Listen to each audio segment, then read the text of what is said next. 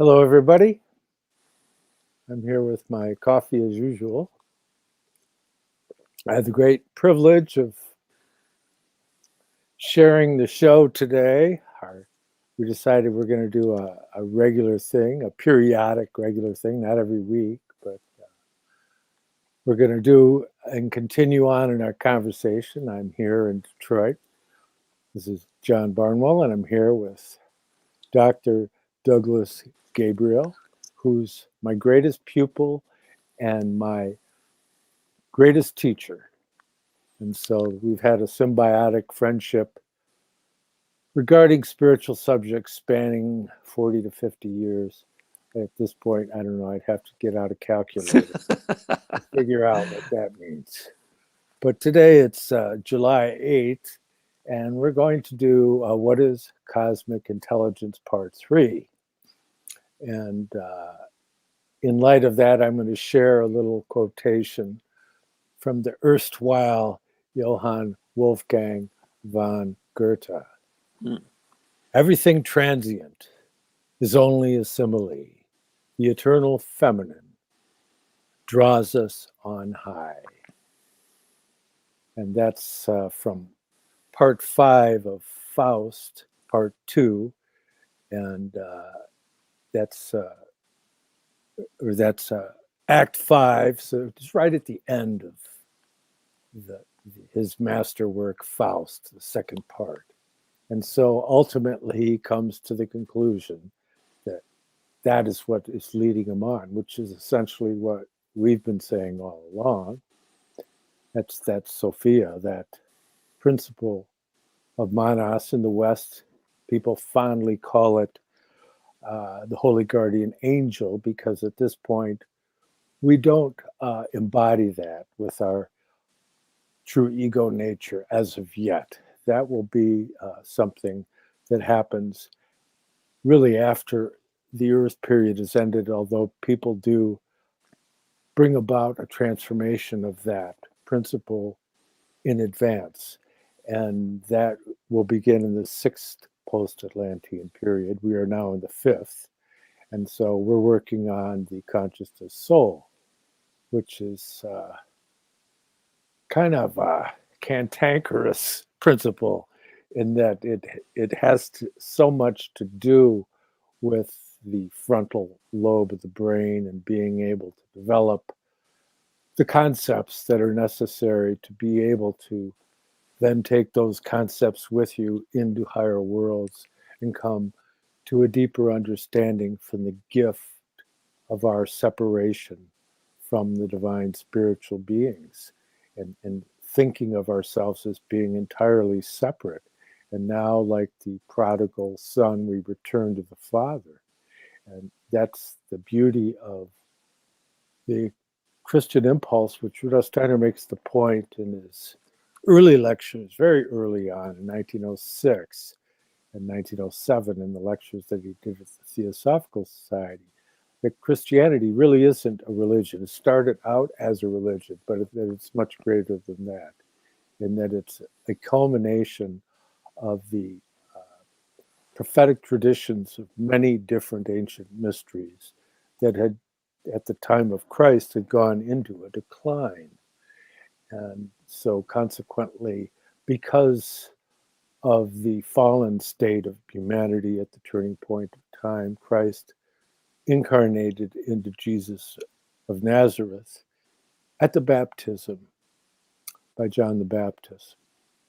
And he dwelled in that human form for a little more than 3 years. And ultimately, that's kind of like the first 3 years and so many months of childhood. And were we to be able to enter into that field of consciousness that precedes your point of self-reference, when around between 3 and 4, you all of a sudden realized that you were dwelling in this world and had a process of memory, and that you were still in the paradisical early childhood stage. And it's very interesting because, as Jesus says, unless you be like little children, you shall not enter the kingdom of heaven. And perhaps he was being more direct than many people realize. Douglas, how are you? I'm good. I'm really good. That was a wonderful opening. And though we didn't chat beforehand, it's exactly the kind of thing that I was going to point at in what I want to present today. And being an educator, of course, when you mentioned cosmic intelligence, I'm going to start off with human intelligence, but you gave us a beautiful pathway to cosmic intelligence in what you just described. For myself as an educator, my entire intent is to develop intelligence. Now, what you just said is so wonderful that you brought that because it's not something that people usually think about. But Steiner did point out that when they're young, a child has different capacities of intelligence.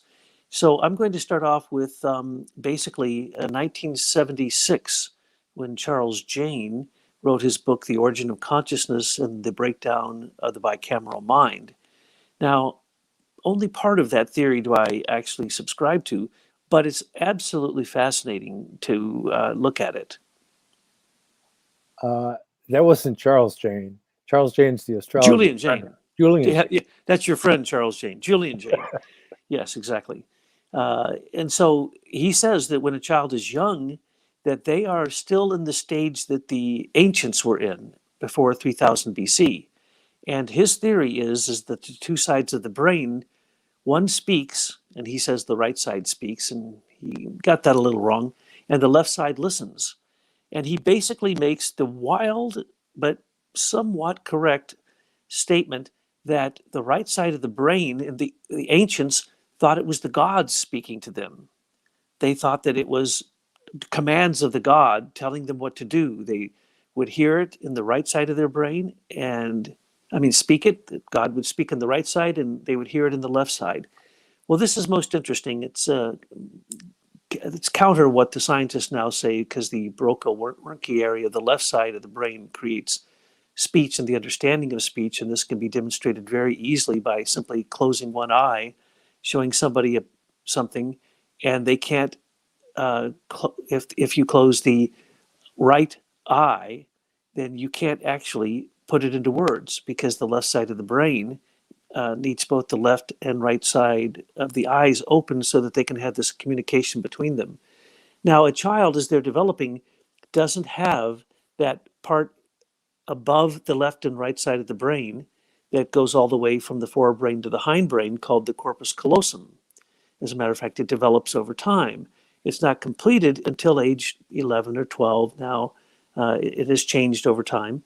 So the connection between the left and right side of the brain shows that we have two different things going on quite separately.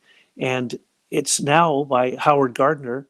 In most educational circles, they hearken to Howard Gardner's theory of the seven intelligences that we have. And that actually, in a way, somewhat is coincident with what Julian Jane was trying to say. So, looking at it a little bit more, if it's true that you have a side of the brain that somehow you believe when it speaks to you that it's the divine or the gods, and that's the reason that everyone in those ancient times experienced the gods, and that they literally heard them coming into their life and speaking to them.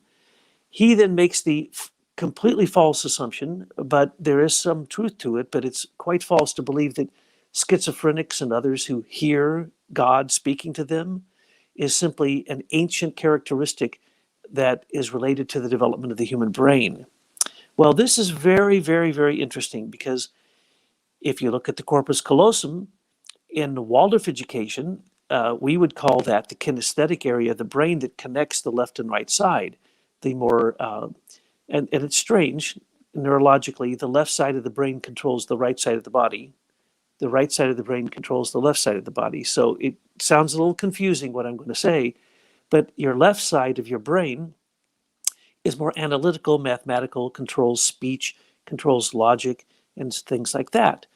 The left side of the brain actually controls spatial relationships, color, dynamics, emotions, and all these things. So you have two different things going on in the brain. But what we need is once we get to really the age that they say, even in religion, that a child becomes responsible for their actions, about 12, that is when the corpus callosum, more or less, almost finishes its growth and can connect the left and right side of the brain. So at that point, the human being then becomes a free thinker, a person who doesn't believe that these thoughts or these words, and most thoughts are now, in many philosophies, are connected directly to language. So this right side of your brain, according to Julian Jayne, speaking, hearing it on the left side is in fact connecting to the spiritual world, according to him, what we would call the spiritual world of the gods, the divine. So is it true then that if you're inspired and you're receiving not just a human thought, but a cosmic thought, is that not really the work of the corpus callosum merging the right and left side of the brain and the left to the right? Complete coincidence. If it isn't, then all kinds of problems arise, apraxia and all these different disorders where you have a speech disorder.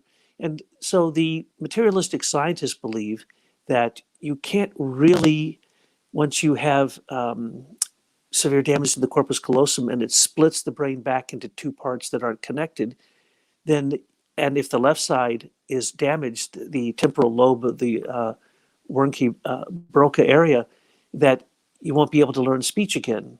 Well, strangely enough, your teacher and my teacher, Werner Gloss, worked on this for a PhD here at Wayne State University, and he worked with a man who had had an accident, a car accident that did exactly that, severed the corpus callosum and damaged the left side of the brain.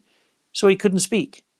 So he was one of the first people to realize that you can then adapt the brain to take over certain functions. So he got the right side of the brain to take over some of the speech functions of the left side of the brain. And he did this, strangely enough, with some of Dr. Werner Gloss's indications through movement. So the movement of your body is also coordinated through the corpus callosum.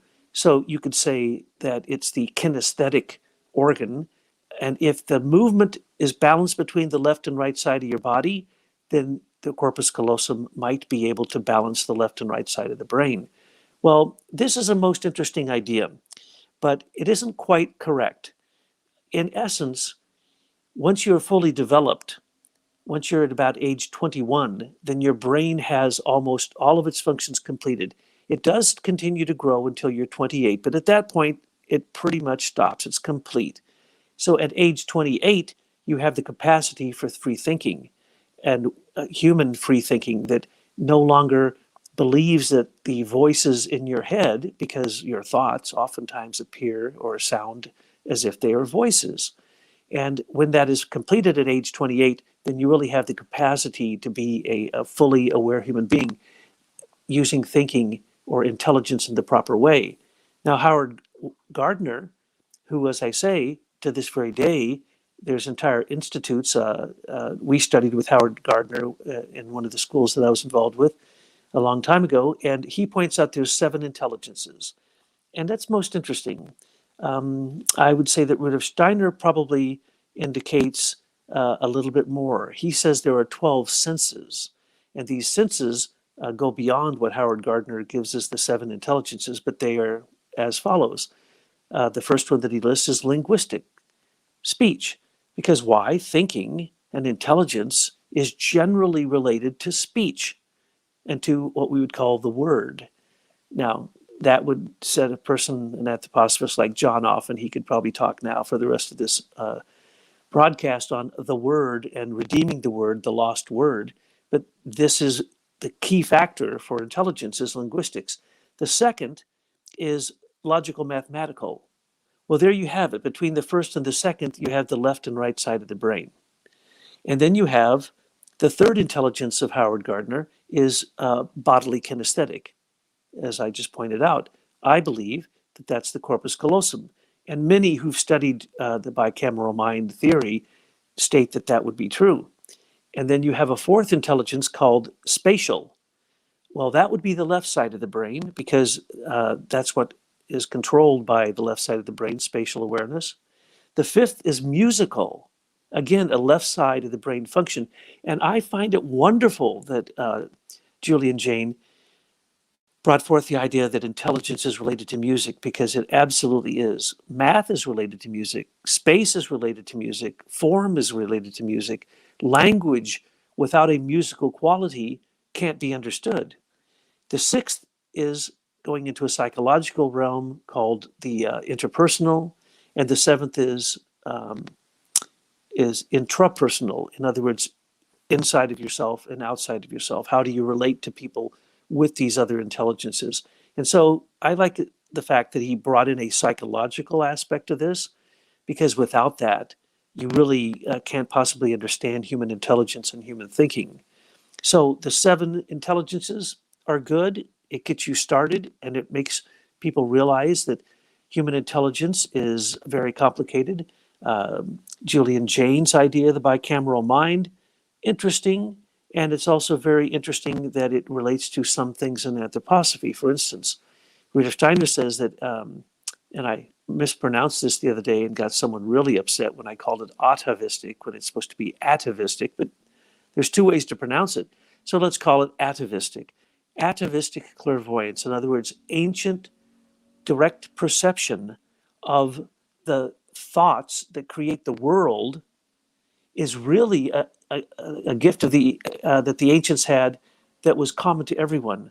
That's the reason everyone experienced the same type of mythological truths, the same type of divine intervention. And when a prophet or a leader was in direct connection with the divine, they literally said they heard this divine being speaking to them, telling them what to do.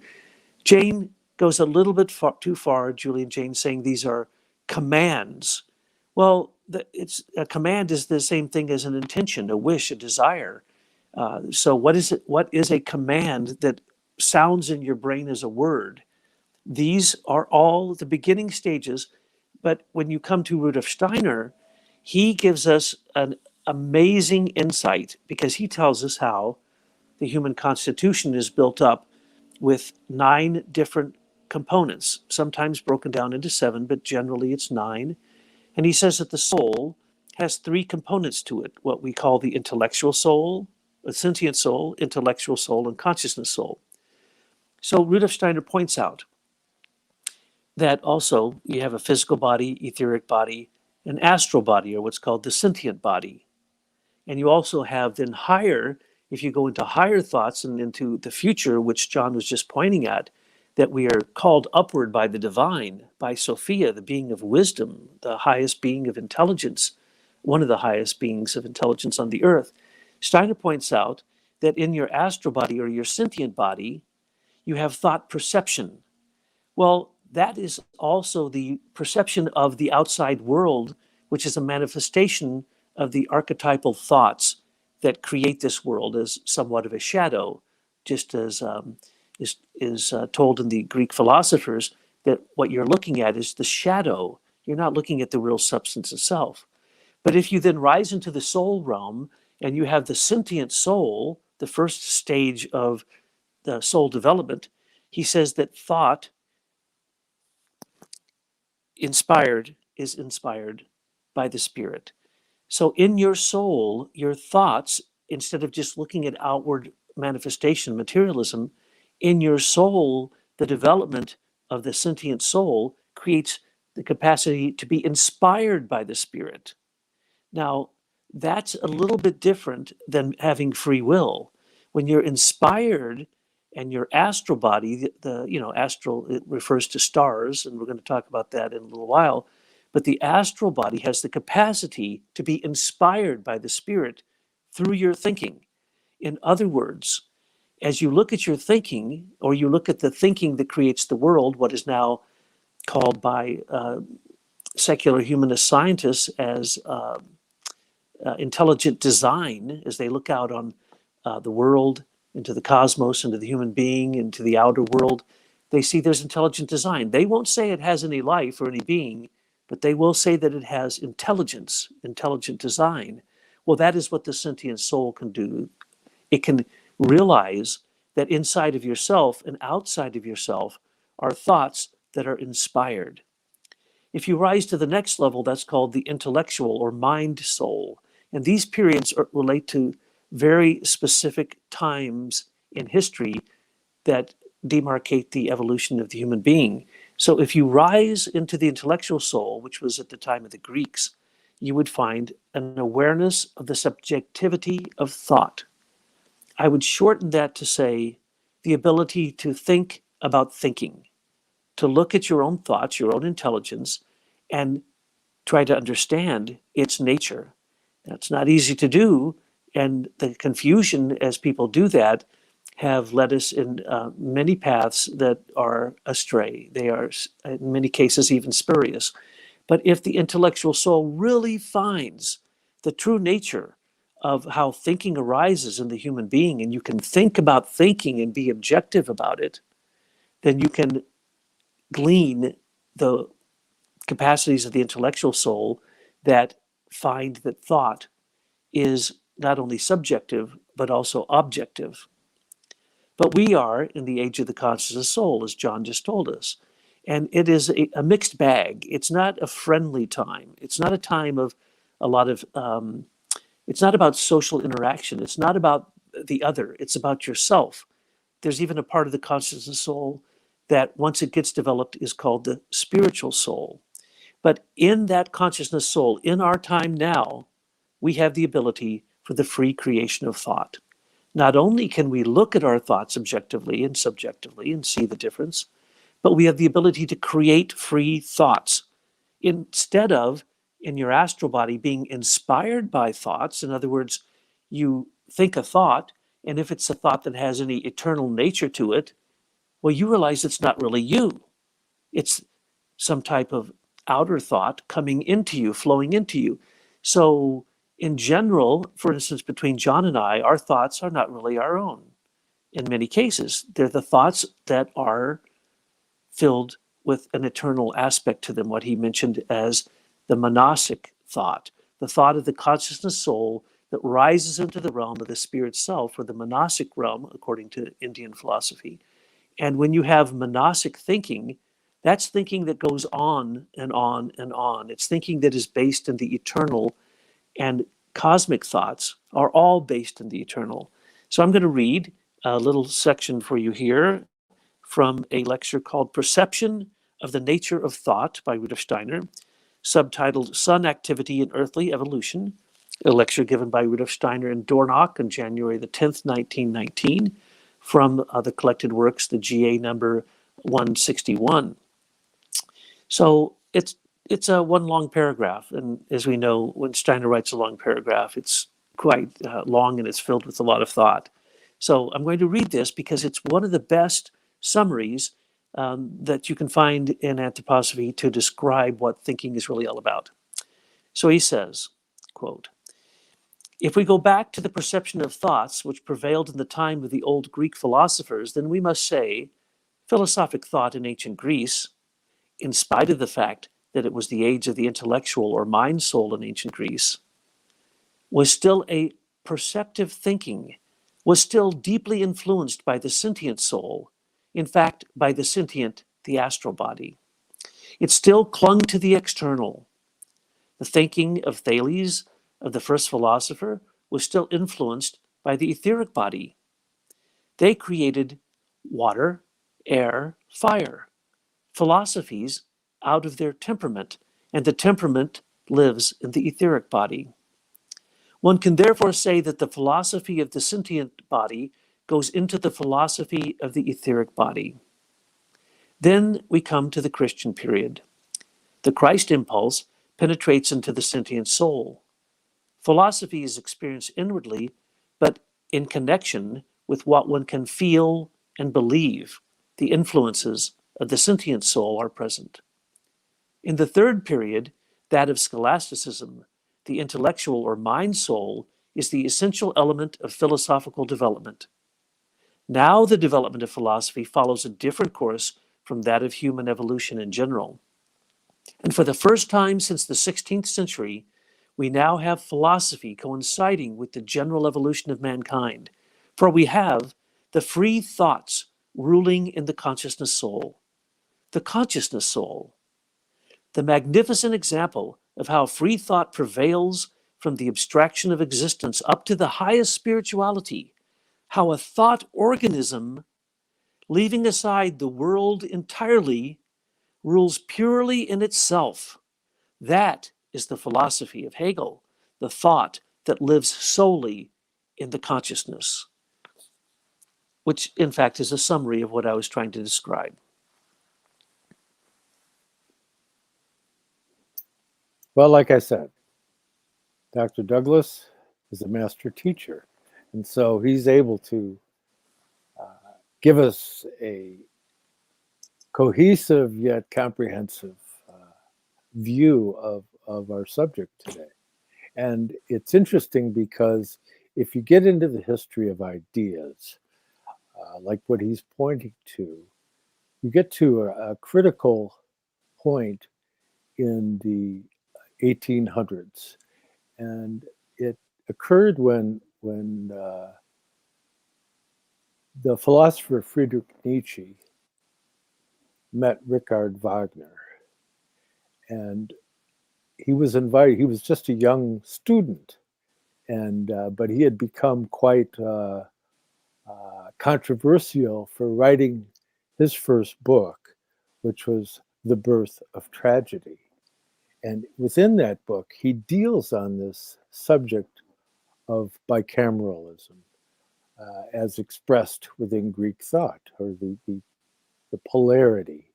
And in his Birth of Tragedy, he brings it into the sense of ordering that goes to the Apollonian stream and the chaotic elements of Dionysius, and that those are the two identities that dwell within us and that bring us to bear on this world of suffering. This is really the way that Nietzsche looked at it, and he was contemplating the world as will from Schopenhauer, and then coming to meet Richard Wagner, and he saw that the music of Richard Wagner was the highest expression of what was needed for mankind to be able to come to a wholesome relationship to this challenge of being between these two elements of human nature.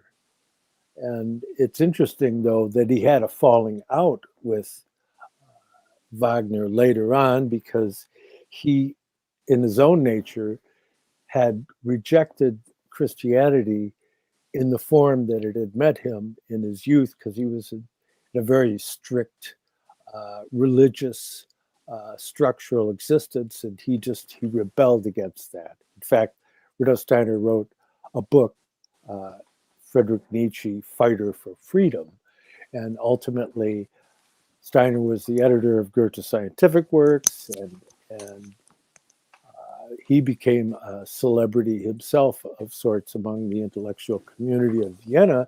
And so he was approached by Elizabeth Forster Nietzsche to edit Nietzsche's writings. And Rudolf Steiner said he would only consider it if he was able to make margin notes on things that Nietzsche wrote when he was ill, because Nietzsche gradually went into a decline due to syphilis, apparently, and basically went insane and became a amanuensis of Ahriman himself, in essence, in certain passages of his work. And then there was further additions that were inserted by his sister. So there's a whole really kind of dark struggle going on in Nietzsche's later writings. But today we're pointing at The Birth of Tragedy, and that balancing act between the Dionysian and the Apollonian, which you could say, in a sense, that the Apollonian ties into the Aristotelian and the Dionysian into that more Platonic side, not strictly so, but that there is this kind of balancing, this what they call a Hegelian dialectic, although Hegel didn't come up with the dialectic, it was actually Fichte. But nonetheless, they call it the Hegelian dialectic because Hegel, who was so brilliant, he worked with it. And it's interesting because Hegel and Nietzsche share something in common. Often they would give a lecture and there'd only be a couple people there. I mean, you can't think of Nietzsche as being particularly uh, famous in his time. But nonetheless, Rudolf Steiner does say about Richard Wagner, the high point of the art of Richard Wagner is his opera Parsifal. And Rudolf Steiner says he doesn't quite get there as far as the libretto, as far as the words, the way he told the story, but that he did musically. And so in listening to the music of Richard Wagner, it's creating a musical mood of soul that is conducive towards coming to a greater understanding of the Christ principle, even though Wagner himself had many shortcomings. But later in life, he was working on an opera regarding the Buddha, which he never could figure out what kind of music to put to it, so it never really happened. But it's interesting that in the letters of Richard Wagner, Wagner had said through writing Parsifal, he overcame his anti-Semitism. So you see that there's that universally human element that actually was able to come into his life and even transformed Wagner. But Nietzsche, he struggled with that too, but he saw that the universally human expression of Richard Wagner's music, that the way forward was the key was music. It's always amazing to me that we don't chat beforehand and we have the exact same progression of thoughts to lead to the theme that we're addressing. You know, we addressed in the first two talks truth, and what I really focused on relative and absolute truth. And in essence, what I'm going to say now is something of a ladder, a progressive sequence. When we say up, it doesn't mean up. It could mean up and out. But the point is that you climb this ladder, like the ladder that Jacob saw, the angels going up and down when he laid his head on that rock. And we also see that happening with Aristotle. So as we're talking about the Greeks, in a way, we still live in the shadow of the philosophy of the Greeks because we've yet to fully understand it. For instance, Aristotle said that when he was asked to define the world, he said, well, there's this sequence that you have to go through. And the sequence has 9 steps to it. And essentially, it's the same thing that arises in what you just made reference to, Dionysus the Areopagite. So there's the Greek version, which is completely intellectual. There's the Dionysus the Areopagite's Christian view, which has to do with beings that we can barely understand with our human reasoning here on earth. So let me just point out that Aristotle said that when we start thinking, the human starts in the realm of reason. So if you can get that objective thinking going in the intellectual soul, which Steiner said the Greeks were in the intellectual soul period, you would understand that the first stage is really reason for the human being. Then at the next step, which the Christians would call the angels, Aristotle said you must understand the nature of quantity, all aspects of quantity. So he would say you rise from reason to understand the nature of quantity. That the next step beyond that is the step of quality, the qualitative aspects that manifest through archetypal thinking. The next step is relationship. The next is space. The next is time. The next is position. Then activity. Then suffering. So the highest stage for him, but now suffering, you'd have to really go into a very clear definition of what suffering means. Suffering means the beingness of all things. All things suffer to have existence. So reason can take you to quantity, quality, relationship, space, time, position, activity, suffering. Where are we at? We are stuck in quantity.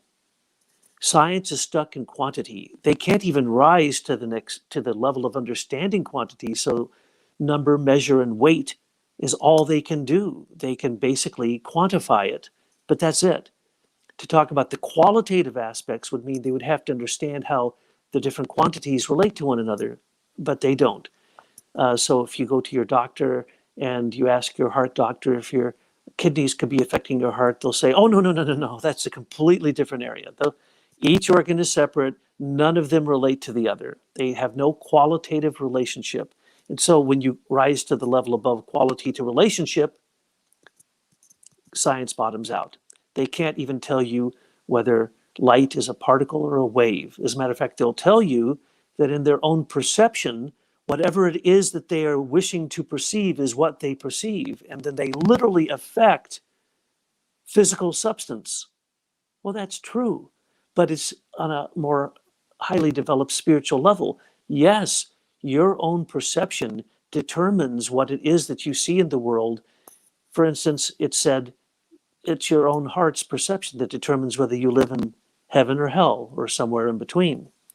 Now, the Christians try to describe these same steps on this ladder of Jacob, this the 10 categories, according to, as it's called, according to Aristotle. So you have the 9 hierarchy and the human being at the very bottom, the 10th. And this, in a way, John is an expert in Kabbalah and the tree of life. I'm not going to address that because I would stumble all over myself. But in a way, it's the tree of life. But we really cannot perceive with human thinking, human intelligence, cosmic intelligence. We simply can't. We are so limited that on the Earth, looking out into the solar system, once we go beyond the rings of Saturn, anything that the scientists are telling you is sheer fantasy. It's imagination. It is an attempt to rise to the realm of quality and relationship, but they can't make it. So the human, if you were a Christian working with the hierarchies of Dionysius the Areopagite and many others, and since then, of course, the Christian churches have adopted this wholesale, you rise from the human realm, again, through a progression of time, huge amounts of time. So in the human existence right now, we can't even comprehend what the higher human is about, having eternal thoughts, these monastic thoughts out of our consciousness soul. But if we could, we would rise to that realm of the guardian angel, that angelic beings.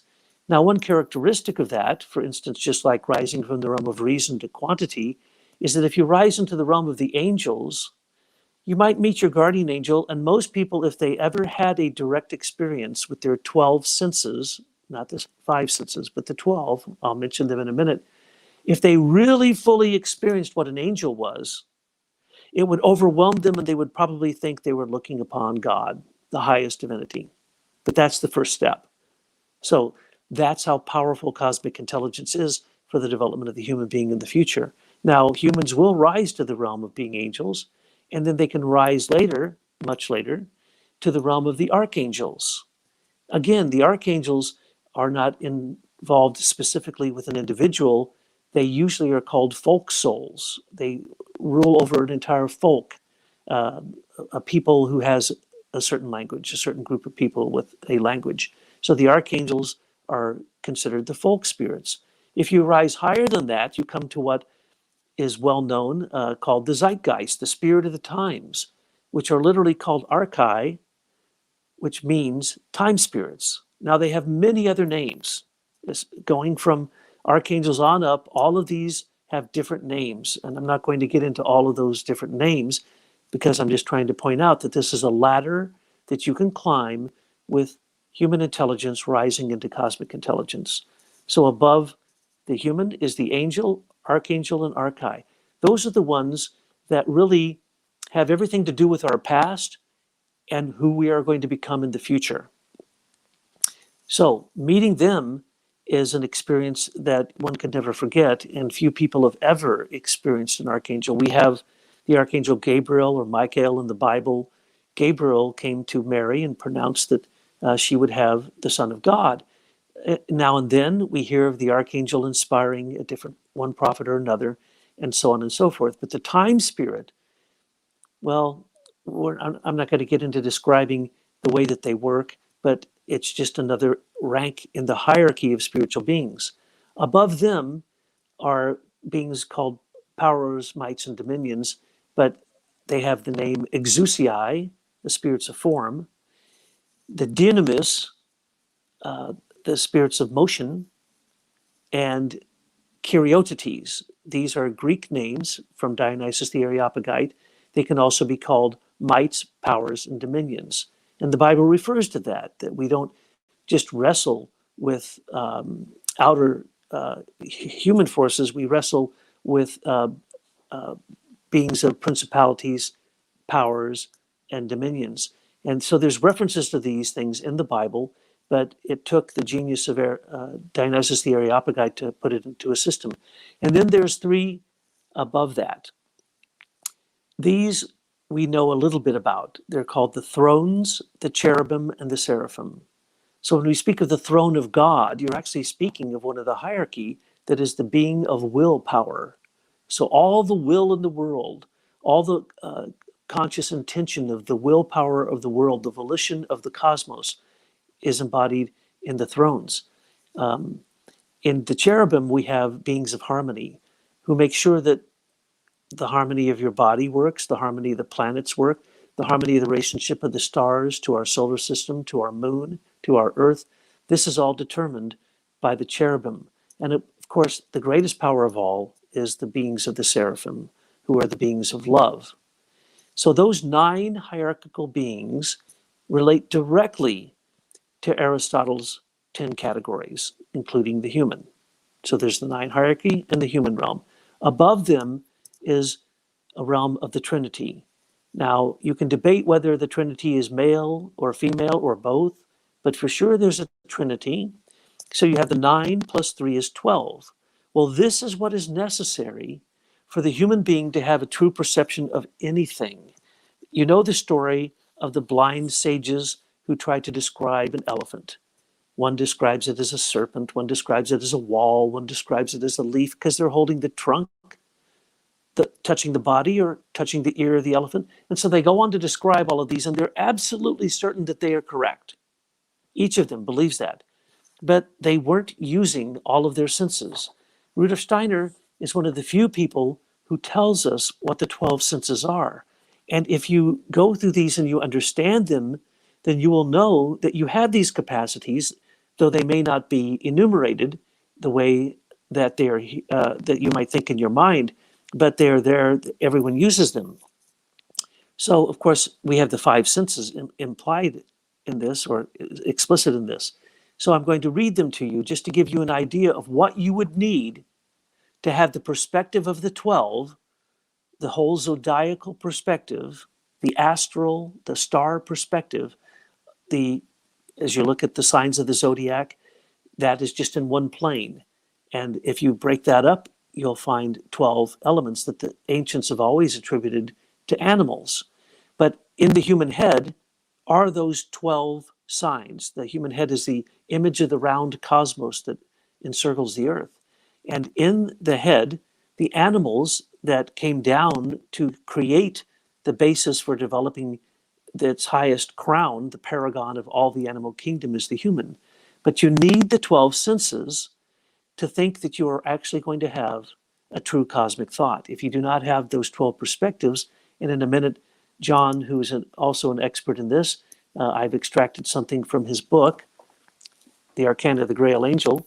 Everything I'm telling you here, there are pictures, there are charts or correspondences in the Arcana of the Grail Angel that actually are the very best that you can find anywhere that I've ever seen. And I think I've said this before, you cannot get a book that has more spiritual correspondences in it and explanations of them and explanations of what we're talking about here and monastic thinking than the Arcana of the Grail Angel. So these senses, some of them you'll recognize, some of them you won't. There's the sense of hearing, of course, warmth. The warmth that is in someone's speech determines whether or not you're going to believe them. Sight, of course, taste, smell, but there's a sense of balance. It's balance in thinking. It's not just balance in your kinesthetic motion, it's balance in all things, because true balance is really connecting to the beings of harmony. There's the sense of movement. Well, we just described the dunamis, the beings who control the movement of the planets, control the movement of the sun and the cosmos. Then there's a sense of life. One can actually perceive if something is alive through a sense organ that is to be developed more fully in the future, but you can understand if something truly has life. Then there's, of course, the sense of touch. There's a sense of ego, the sense of I am. A human can tell whether they're speaking to another human or a robot, because if you question the robot enough, you'll find they do not have an I am, and no artificial intelligence will ever have an I am. No, so the sense of ego, that doesn't mean egotism, it means egoism. It's the sense of your individual personality. Then there's the sense of thought. That's what we're talking about today. And we showed the different stages of thought.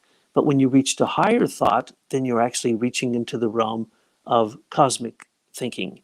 And of course, the sense of speech. They can give, people can make up a fake language and have someone speak in German, Italian, and the fake language, and people know immediately which is the fake language because they can understand that meaning is either coming through the speech or it is not. That is a sense that we have. So these 12 senses are very much like the 10 categories of Aristotle, really the 9, because the human is the foundation, and the Trinity that's above that, or the 9 hierarchical beings and the Trinity above that comprise the 12. Now, John has pointed out in the most amazing charts, and I cannot emphasize how powerful these are. These charts, if you understood this chart, it would explode your brain. You would have to leave human thinking behind, and you'd have to enter into a realm of sense-free thinking. To do so, you would have to have supersensible organs. But this is called the 12-fold correspondences, or the Temple of Space, by Rudolf Steiner, presented by John Barnwell. So in here, in a minute, I'm going to refer to yet another 12, which is the 12 world philosophies or ways of thinking. And again, you'll find that these are extremes in one area or the other. And you might think, well, that's not a form of thinking or a form of, it's almost like a philosophical category. That's an exaggeration. But when you meet people, they're exaggerated most of the time in one or the others of these. And some people develop 2 or 3 of them. But if you can develop all 12, then you can have the opportunity to begin to think monastic thoughts.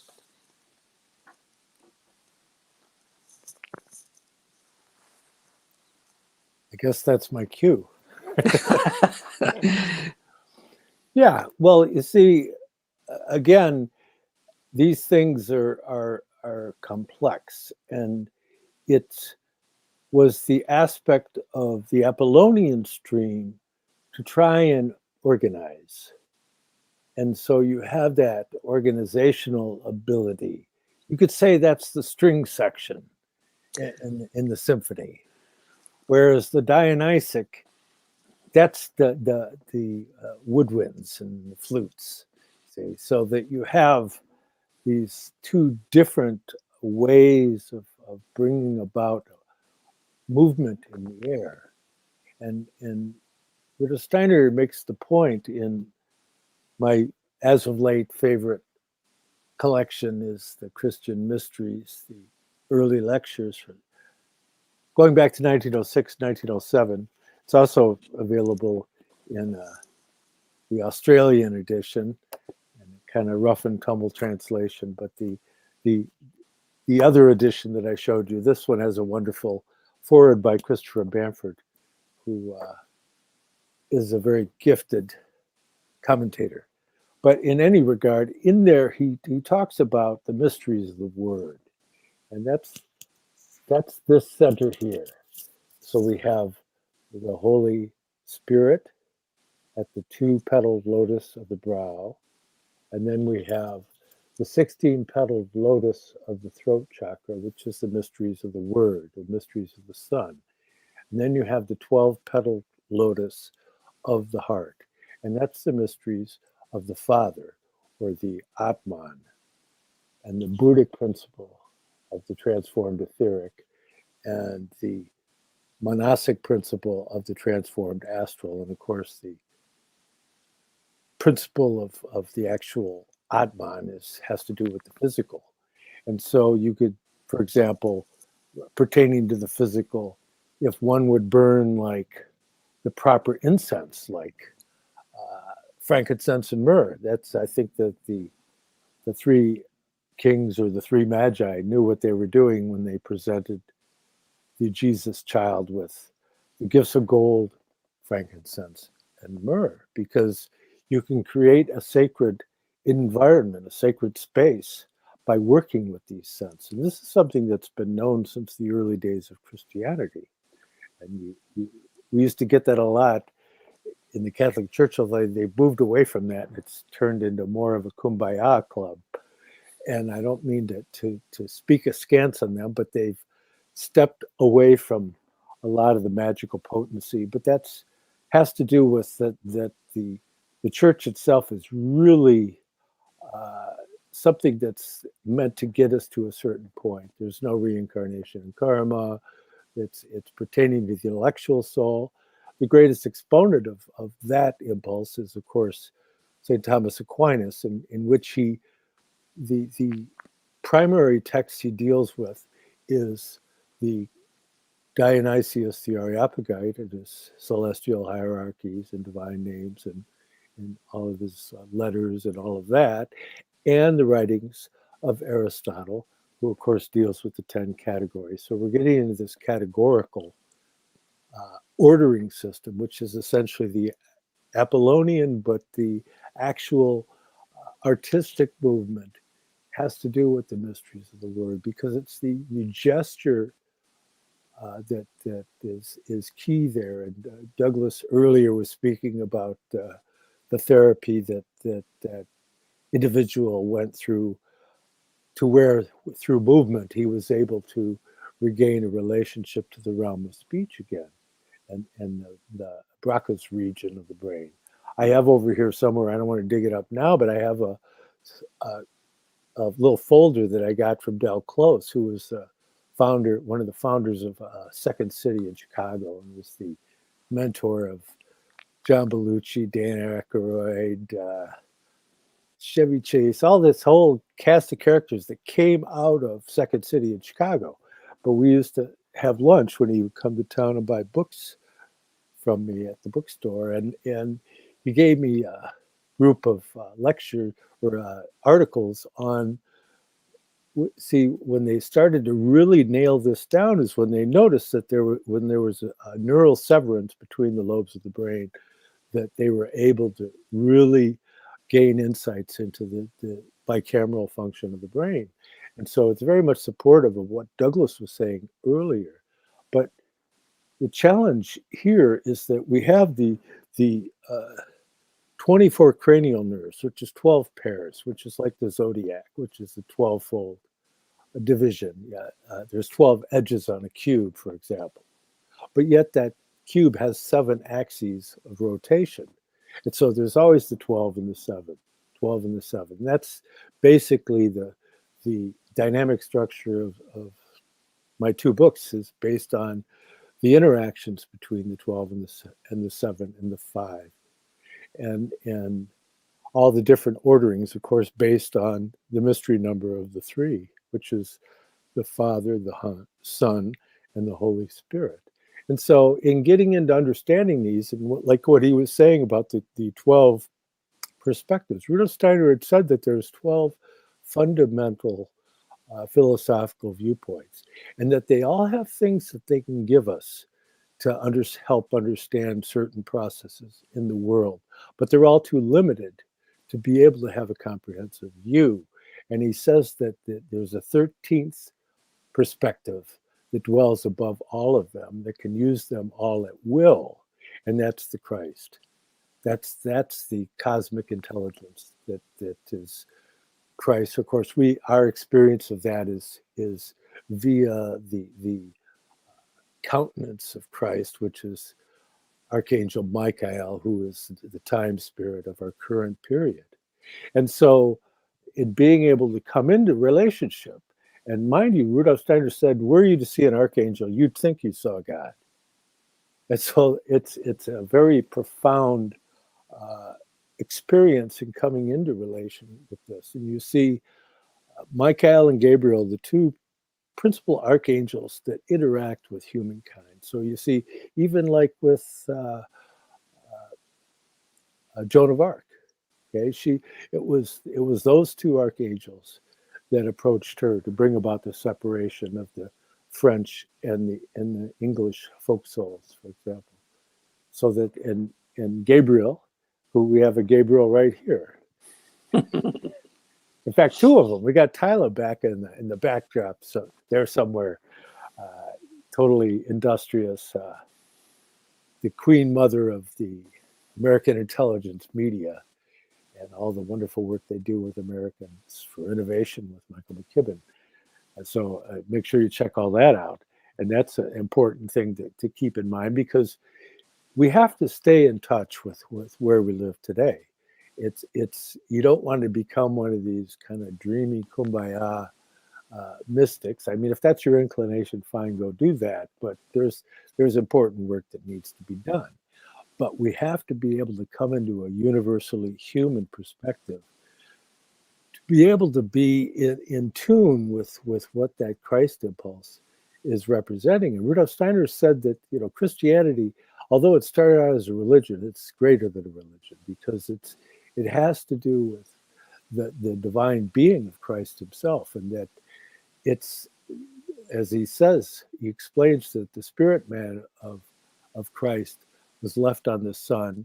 His life spirit is in the atmosphere of the earth, and he entered into the human realm through Jesus of Nazareth at the baptism. And he said, I shall be with you always. And he is literally here. When you are having a meal, you're eating the gift of the Logos.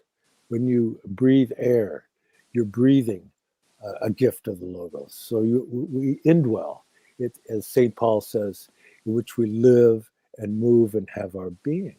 And so coming into what that might mean, Rudolf Steiner talks about how the word is actually literally an actual formative process. And that when you get into the Gospel of St. John, it's an initiation document. And that the first, 12 chapters of it represent the initiation through the astral, and then it goes beyond there into divine spiritual realms beyond the 12th chapter.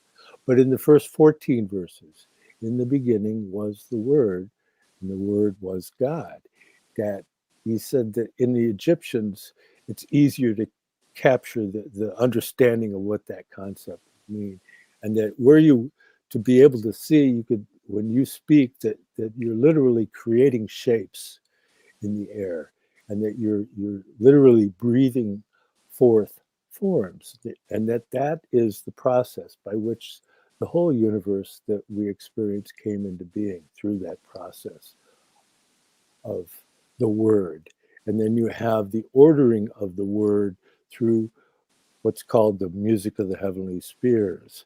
And so you have this whole symphonic realm in which we're dwelling, although we can't hear anymore. We've lost touch with it. But that psychology, and Nietzsche went through this because he was involved with Breuer, who was the guy who was a mentor of Sigmund Freud. And Breuer started his talking treatment, he called it. But if you look at the work of him and Sigmund Freud and the early psychological movement, they're down here in the lower chakras. So, you know, Sigmund Freud gets to the second chakra. He says all sexual stuff. Well, he had issues, and there's been books written about the issues that he had regarding his checkered past. And I don't want to get into that now because that's not our subject. But we're supposed to have already accomplished our development of the lower triad of chakras, first, second, and third chakra, and that now it's time to start moving into the heart realm, the 12-fold heart realm. And so when you can take this 12-fold chakra of the heart and bring that into relationship to the 12 pairs of cranial nerves and bathe it with warmth of speech, then what you're doing is you're beginning the process of creating your future evolution and the evolution of the world as a whole. Yeah, so true. I want to talk for a minute about the tradition, which you made slight reference to, that in the middle is the 13th and around is the 12. That would be Christ and the 12 apostles. It would be King Arthur and the 12 knights of the Round Table. It is the Northern Mysteries. They always had this happening, that the teacher, Scythianus, or called Sieg or Siegfried, was in the middle, and around him were the 12 followers. Those were needed to have the full perspective of things. So I'm going to read to you and tell you the 12 philosophical perspectives that Rudolf Steiner pointed out. And at first, you may think, oh, this is very one-sided in a way. I remember, because I'm a Leo, when I looked up Leo, because he says all of creation comes from Leo, the sign Leo, that direction, and returns to that. That is sensationalism. Now, I didn't like that because I'm a Leo, and I didn't think I was sensationalistic. But when you think about what really, without the senses and without having the desire to penetrate the senses and what you perceive, you're never going to get anywhere. It's the foundation. You have to have that. So Leo presents the philosophical perspective of sensualism. And of course, sensualism, I'm thinking, oh, well, that's sex. Well, without sex, there'd be no life. So it's a somewhat of a slanted viewpoint. And when I was young, I must admit, they used to have names for me that indicated that. We won't go into that. But John used to have names that were very descriptive of my sensualism and sensationalism, because I love sensationalism. The bigger that sensation, the more I'd chase after it to try to figure out what it was. So I'm going to go over these, not expanding them too much, but when you feel that when I say Virgo and phenomenalism, that is someone who wants to penetrate into the world and understand it. But look at a Virgo. They're all about order in the world and having everything nice and beautiful, and they want to perceive. That is phenomenalism. Then there's so each of the zodiacal signs represents one of these, as an apostle might represent one of the 12 aspects that was needed to carry on the work of Jesus of Nazareth, the Christ. So Libra is ruled by realism. I also want to make this distinction. When you look at your astrological chart, you may have, though it's rare, you might have a planet in every one of these. And so you might already be a person who has those capacities to understand the 12-foldness, or you might have all your planets clustered in just a few signs.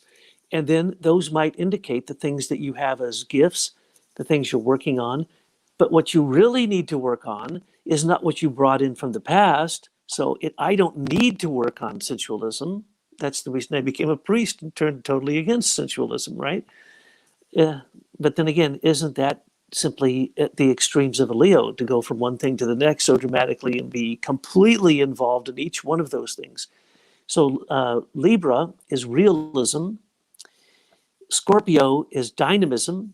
Oh, yes. Oh, those Scorpios, they're dynamic. You were just talking about the queen of the mothership.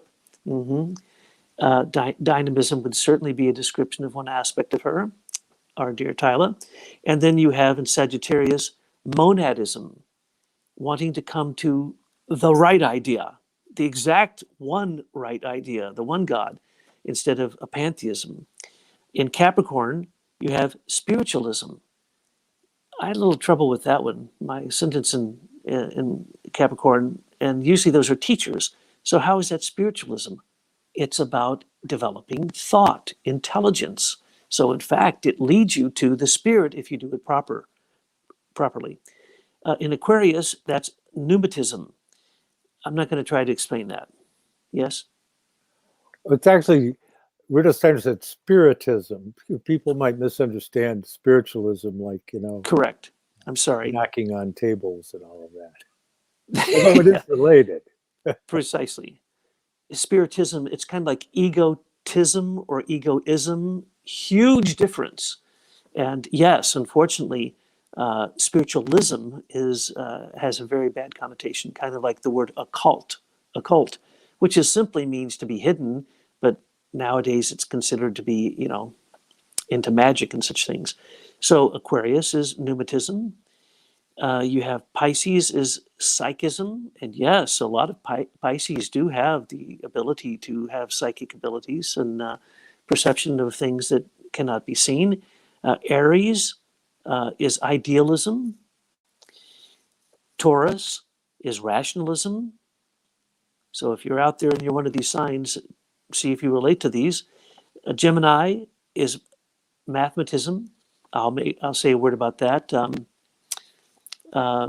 People use numbers to prove anything. They can prove the thesis and antithesis with the same exact numbers. So numbers lie and liars use numbers is what the phrase is in the common world. But it also, mathematism is, that's the music of the harmony of the spheres. It's what keeps our planets in order. So you have to give great credence to, in this realm, in the physical realm, mathematism. Cancer is materialism. Now I know you cancers aren't going to like that, but you got to admit that cancers love, and I have aspects in Cancer. They love the comforts around them, you know. So there's a certain part of the material world which, if it's transformed, can be extremely beautiful and spiritual. And then Leo, we're back to sensualism, or as I like to say, sensationalism. So these 12 aspects are necessary for anyone to understand cosmic intelligence. And you have to do exactly what John said. You have to be the 13th in the middle, perceiving all of them at once. You can't be looking in one direction. And when you're in a conversation, as we have practiced, John and I, and a group of people who had a group called the Monastic Club. In other words, we didn't want you to say anything unless it was monastic thought, unless it was going to be a thought that really had life, that could lead you into something that is eternal and real. So once you are the 13th in the middle, and you can open your ears to truly listen to all these viewpoints and not pass judgment on them, that's when you can actually have a perception of cosmic intelligence. Now, the next thing I want to make reference to is a subject I'm going to throw out to John as a question, because I have strong opinions about this, and I'll probably share them in a minute. But people believe now that artificial intelligence is going to become the material god of the world. There are literally churches that are set up praying that a super artificial intelligence comes to tell them what to do with their life, to direct their life, to make everything better in the material world. I don't believe in that. Artificial intelligence is nothing more than mechanical intelligence, and machines do have an intelligence, just like animals have an intelligence. You could look at a plant, minerals, you could look at the cosmos. There's intelligent design there, according to even the materialistic scientists. But to think that we are going to leave human intelligence to go into artificial mechanical intelligence takes us away from what would be considered divine intelligence, or what we're describing here as cosmic intelligence. So the question to you, John, is, do you think it's ever going to happen that artificial intelligence is really going to take over human intelligence? Well, there will be that element that pursues its own destiny and goes off into creating an alternative evolutionary stream described as the eighth sphere, and which is really an unfortunate. I mean, I think back to when I was a child, and they had what I believe was the show. It's just you're bringing up dreams of childhood here, but there was a show. I believe it was Tom Terrific, and they had And his Wonder Dog. Yeah, and the Master Cylinder was like this robot guy that would show up, right? And so they were giving us memes very early on. And Rudolf Steiner, he talks very pointedly in the Christian Mystery series about the powerful effect of cartoons, or that, which is like, it's really early to be talking about that, but nonetheless, these things that feed into our etheric body, and that the etheric body is something that we can really bring forward in our evolution through art and science. But if you see what's going on in the world today, it's a debasement of art. It's a debasement of religion. You know, I mean, geez, they're burning churches down. It's like, what's up with that? These people have literally severed their relationship to their higher principles intentionally. Although that you could say, can someone like that have really any true intentions? What's doing it? It enters into the realm of the demonic. But nonetheless, if we look at these things with kind of a deeper study, and see that we could be an impulse that contributes to the good side of the scales of balance here. Like in the papyrus of Ani from Egypt, they show that the Anubis is standing before the scale, and in the scale of the heart, the Ib is being weighed against the feather of Ma'at. And the feather of Ma'at is the vulture goddess of truth. And as we move into the future, the whole concept of wisdom, which is essentially Sophia, as it was described by the early Christians, it will bring about, for those that are pursuing the divine spiritual impulses, that it will lead to a state in which we don't need supervision, we don't need governments, we don't need all of that, because everybody will be able to see truth as an objective reality. And so Rudolf Steiner says that if two people disagree, and I've said this before, if two people disagree, either one of them is wrong or they're both wrong. And that's the nature of true cosmic wisdom. And so as we move into the future, that will become more and more, shall we say, a point of congregation as Christianity moves beyond being a religion and becomes an actual state of being. And that mankind will be able to enter into this. And getting back to the transition that happened from the age of Gabriel, the age of limited groups and associations and secret clubs and familial ties and all the things, the birth mysteries that are associated with Gabriel in the transition to Michael with his sword, that's the death mysteries, essentially, right? And so you have the Hebrews were the custodians of the birth mysteries, but the death mysteries, the mysteries of Amenemhat, the mysteries of ancient Egypt, that there's that sacred challenge of becoming an Osiris, is the way that Egyptians would describe it. But see, Osiris was severed into pieces, and it took Isis to reassemble Osiris, right? And in reassembling Osiris, he was able to take his rightful place.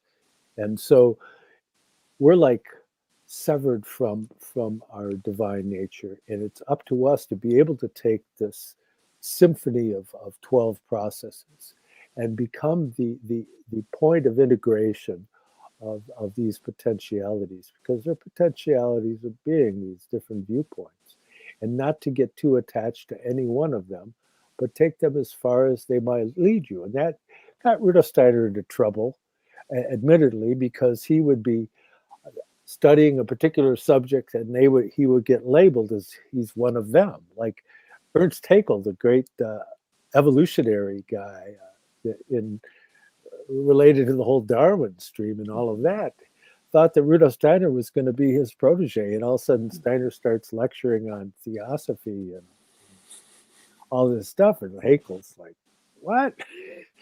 I mean, it took him totally by surprise, but that's the ability of Rudolf Steiner to be able to enter so far into what the individual thought that they meant, that it's like, if you read his The Course of My Life, his autobiography, you read the book and you go, well, where's Rudolf Steiner? It's because he tells you literally all these individuals and what they were doing and this and that, and this is like this whole symphony that surrounds him, and just with occasional interjections regarding his own personal thing. It's the humblest autobiography I've ever read of anybody. I mean, he's so willing to allow people to be whoever they are and whatever they have to contribute, that it's just absolutely remarkable. But in that regard, yeah, Douglas's books, by the way, you don't want to miss out on those. We have links uh, posted below on both YouTube and on Facebook. And you can check out Douglas's books regarding education and also on the ethers. And they're listed below on YouTube and on Facebook and are available through Amazon. You can just look Douglas J. Gabriel, Dr. Douglas J. Gabriel, and it can bring you to those. Plus at American Intelligence Media, Aim for Truth, .org, or all the various different websites that are being masterminded by Douglas's extremely talented wife, Tyler Gabriel, and just the sheer volume of work that's been contributed by them is just astounding. And of course, Michael McKibben with Americans for Renovation with a roughly 20-year timeline, crime line of the way in which the cabal has been carrying on for 20 years, gives you more than enough information to work with. And as for myself, Douglas mentioned earlier, I have my first book that Douglas wrote the foreword to, and that's The Spiritual Science of the Holy Blood and of the Holy Grail, the Arcana of the Grail Angel, a study developed out of the work of Rudolf Steiner, the underground streams of esoteric Christianity, which flowed from the Brotherhood of the Holy Grail to the Order of the Knights Templar and the True Rosicrucian Order. And it's just loaded with diagrams. And the diagrams are also reproduced in my second book, but I added a whole group more. And this is Arcana of Light on the Path. And this is more of a meditative tool. But in these diagrams, Rudolf Steiner's cosmology and all manner of insights are laid out so that you can come to a deeper relationship with the types of conversations that we have. My books are available on eBay from me directly, and but you can look them up under my name, John Barnwell and Arcana, and that will bring you there. Or you can link onto my academia page, and that's listed below on Facebook and on YouTube. And you can also download a free foreword to my second book by William Bento, the noted astrosopher, who passed away some years ago and is of blessed memory. But you can download that for free from my academia page. And also, if you want to buy me a cup of coffee, you can go to paypal.me/John Barnwell 888 and help me with my coffee experience here. And you drink a lot of coffee.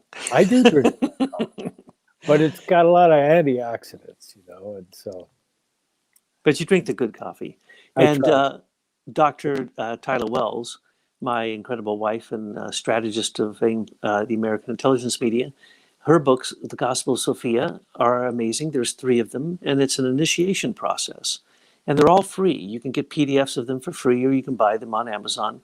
And what I want to point out is that what we're talking about, to reach cosmic intelligence, takes initiation. The Gospel of Sophia is a step-by-step process to realize the wisdom inside of you and how it is to gain wisdom and to identify the being of wisdom who works through these realms that we mentioned, the realms of the Kuriotetes. So you can attain cosmic intelligence through self-initiation. You do not need a guru or a teacher. You can simply do it yourself, but with the aid of someone showing you your own nature that is inside of you, then you can, through initiation, cross the threshold and begin to commune with these beings who are a cosmic intelligence. Now, in the modern world, unfortunately, they call it super learning. And super learning, which we've studied quite thoroughly, and we actually created a device that can emanate gamma waves, brain gamma waves. Gamma waves are the cohesive element to unite alpha, beta, theta waves, mu waves inside of your brain. And they took children who were having severe problems learning, and they invented a system. They took transdermal electrical induction, and they sent it into the left side of the brain to the right side of the brain. And so we can attain all kinds of brainwave conditions, exact Hertz frequency conditions by binaural waves meeting each other. They cancel each other out. So if 100 meets 104, you're going to reach 4, a theta wave. Children have the capacity to be in these different brainwave conditions at a very early age, just as John pointed out. So just as Julie and Jane pointed out, in ancient times, humans were like children. They were able to receive the direct communications, but they had no free will. They hadn't developed their abilities of concentration, contemplation, meditation to open themselves up to be empty vessels awaiting the alighting, the coming down of these forces of wisdom through warmth, light, sound, and life. But they come into you as the being of wisdom. So the book Gospel of Sophia, it's a trilogy. I highly recommend it. You won't find anything else like it out there. And for someone who has absolutely no experience with studying these spiritual things, that set of books can take you to the point that we're talking about here. So I have worked with people who developed Tesla devices to try to emanate and broadcast the frequency of brain gamma waves so that super learning would take place, because both Tyler and myself are teachers, longtime teachers. And so we wanted to help the children. So we did create a device, but instead of just putting it in the room, we learned how to broadcast it through the whole world. And we created the sigils that you can use that cause this frequency to come to a local spot. But also, they can just come directly to you if you attune to it and understand what's going on. So, super learning is a way to clear your mind, because the transdermal electrical induction into the brain clears that side of the brain. In other words, it gets rid of all your garbled thinking. It's like preparing you to a condition like meditation. But without concentration and contemplation, your meditation isn't going to bring you anywhere. And without morality, you're not going to gain much from it. You won't remember it. Because memory is controlled by Christ. And so what we found was that the super learning state, which can only be induced for 20 minutes at a time, did help children. So we created a device at first, and it's now part of an antenna for a thing we call the cube. You put it on your head. I'm not going to describe it to you because there's only one of them in the whole world. We only created one of these because we found that we could broadcast it with Tesla antennas, and that it literally reached the entire etheric realm around the world. So we are broadcasting at all times these gamma waves so that people can gain super learning, which is really just a materialistic form, a naming moniker for initiation. But what is initiation? It's like what the ancients had, or it's like what a child has. They're open. They don't have all that garbage running through their head. And so they become an empty vessel, and then they can begin to commune with the beings that they're trying to reach.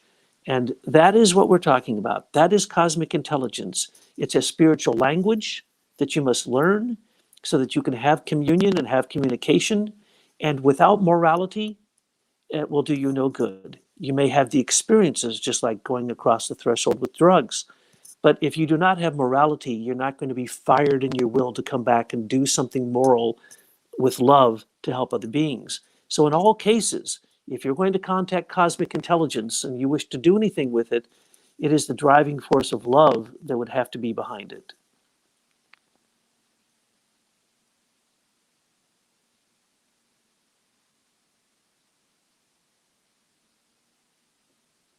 Yes, that's the key. Because as our Buckminster Fuller so aptly put it, love is the glue of the universe. It's love that is that interaction, and you have the wisdom, but the wisdom without love can be vicious. It's so that you want to be able to have that love wisdom balancing, and that brings to mind a statement of Rudolf Steiner. He says, lack of knowledge can lead to a caricature of what is most sublime. And that's in the lecture, How does one gain higher knowledge in the Rosicrucian sense? From December 11th in Munich in 1906, that's in the Christian Mystery, Collected Works 97.